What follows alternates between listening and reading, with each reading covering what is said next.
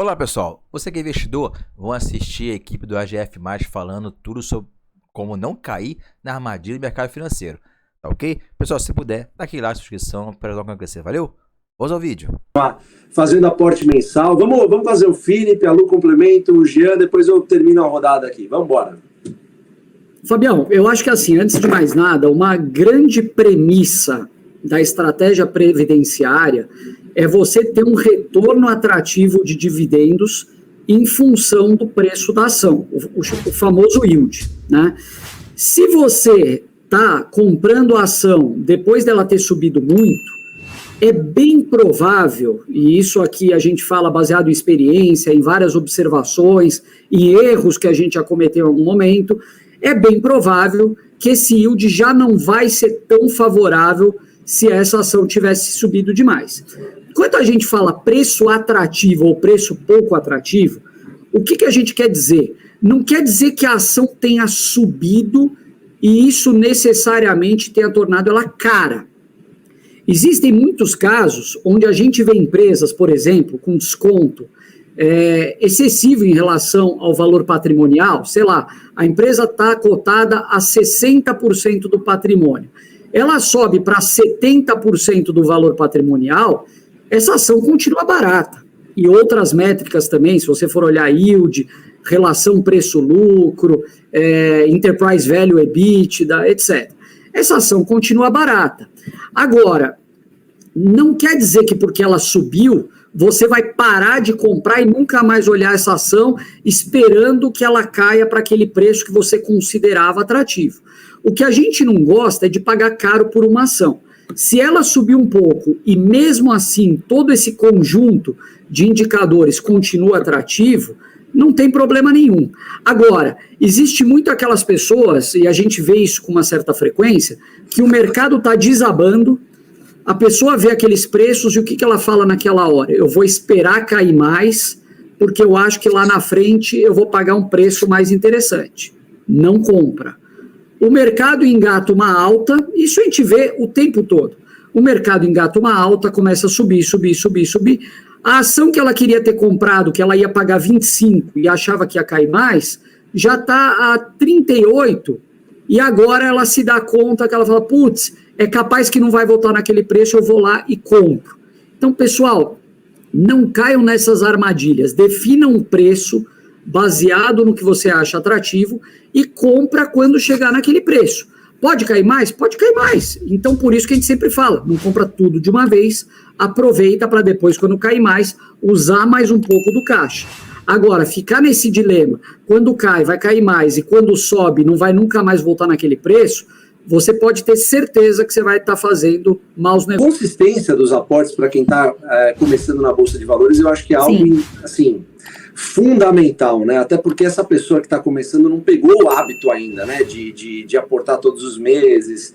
E eu acho que, assim, embora hajam essas altas que acontecem muito, assim, meio que sem motivo na Bolsa de Valores, ainda existem boas empresas lá que você consegue comprar, que pagam bons dividendos, a bons preços e bons setores. Então, eu acho que quando você consegue manter o foco nos aportes, principalmente nesse momento que você está começando em Bolsa de Valores, você está fazendo um favor a si mesmo, porque esse movimento que a gente defende de aposentadoria com dividendos, ele acontece no longuíssimo prazo, não é do dia para a noite. Então, por mais que você veja que uma ou outra ação acaba subindo para caramba, você consegue procurar em outros setores, né? Hoje existem várias ações que passam pelo crivo do AGF+, lá, tranquilamente. Então, manter essa consistência nos aportes, essa resiliência nos aportes, com o passar dos tempos, você vai ver que é isso que vai acabar fazendo com que você viva de dividendos, não é do dia para a noite. Então, é só um parênteses aí que eu faço, tá?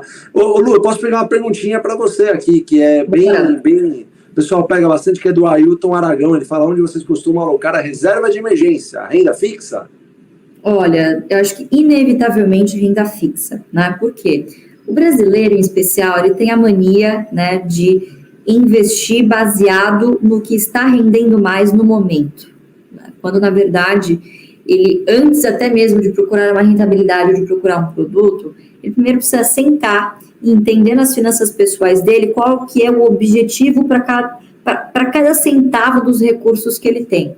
Então, pessoal, assim, não adianta nada a gente falar aqui, né, poxa, aporta em todos os meses, mas a pessoa está endividada, né, a pessoa tem uma dívida com uma taxa de juros altíssima, ela ainda não tem reserva de emergência. Então, feito esse primeiro parêntese, reserva de emergência sempre tem que estar na renda fixa. Quais são as características do produto que vocês buscam? Tem que corrigir a inflação, obviamente, você precisa manter ali o seu poder de compra, tem que ter também liquidez, né? E você precisa ter uma certa segurança de que este produto seja seguro. Então, essas são características de produtos da renda fixa. Agora, é possível também você perder dinheiro na renda fixa. A gente tem que lembrar que não basta você simplesmente aplicar num fundo qualquer que a sua corretora ofereça, que seja CDI, enfim, né, 100% do CDI, 120% do CDI, mas você precisa ver qual que é a composição deste fundo. Então, eu acho que uma das lições que a gente teve durante essa semana, né, com o caso Americanas, foi o que ocorreu aí com não só o fundo do Nubank, mas de outros fundos de reserva de emergência, que eram fundos que investiam também em títulos, em crédito, né? Então, tinha CRA, CRIs, debentures, outros tipos de ativos de renda fixa que tem riscos em relação ao CDB de bancão, né? Mas, obviamente, que a gente sempre procura o que está rendendo mais. Então, sempre se atentem à qualidade dos ativos que tem ali, né? Por causa de 1, 2%, você vai colocar os seus ativos num banco médio, cujo você não conhece a procedência. Muitas pessoas costumam alocar, inclusive, em um único CDB de banco médio, além do que o FGC cobre. Lembrando que eu também não contaria com essa hipótese de FGC, né, que cobre até 250 mil. Então, o que eu faria, eu seria, neste caso, bem tradicional mesmo, iria num fundo de tesouro Selic ou em um CDB de bancão, ou banco médio ou corretora conhecida, com boa basileia, enfim. A partir de 100% do CDI, eu acho que já está de bom tamanho. Não inventaria muito a roda neste sentido. O que dá para dar uma diversificada, de repente, é na parte de renda fixa mais da médio prazo. Então, por exemplo, daqui 3 meses você vai viajar, daqui 6 meses você está juntando dinheiro para casar, sei lá, para algum objetivo de médio prazo. Aí você pode usar outros instrumentos, que inclusive tem isenção de imposto de renda, como uma LCI, uma LCA, e aí sim você tem uma flexibilidade maior de prefixar uma taxa, enfim, sempre se atentando à marcação a mercado, tá bom, pessoal? Então, reserva de emergência, eu particularmente não gosto de colocar diretamente no Tesouro Selic, apesar de ser uma boa opção também. Por quê? Em momentos de grande volatilidade do mercado, as negociações do Tesouro se encerram e vocês não conseguem vender os títulos de vocês e ter lá em D+1 a grana da reserva de emergência. Então, eu particularmente não inventaria muita roda, tá, pessoal? É isso aí, pessoal. Lembrando que esse vídeo aqui não é mais de investimento, ok, pessoal? Então, eu não estou fazendo propaganda pro Itaú, né? E também quem não me paga nada por isso. Mas eu sempre aplico no IT, né? O aplicativo do Itaú IT. É bom que você vê o dinheiro pingando todo dia, entendeu? 5 dias por semana, né? Só dia úteis. Mas é bom que você vê pingando, entendeu? Ele faz 1% ao mês, né? 100% do CDI dá um pouquinho mais de 1%. E eu falei, você vê pingando todo dia. E poupança não vê não, pessoal. Poupança tá rendendo muito pouco, né? E você não vê pingando, né? Em relação ao que o Felipe falou ali também do risco, né? Da armadilha das ações ou fundos imobiliários ou criptomoeda, qualquer investimento. Você tem que marcar um valor, pessoal. Por exemplo, o MXRF11. É sempre assim na base de R$10, entendeu? Esse é o valor médio dele. Você pesquisa o valor médio dele ou qualquer outra ação, entendeu? Tô dando um exemplo desse fundo. É sempre aquela faixa de R$10. Comprou. Tá numa baixa. Mas você sabe que a média dele é R$10.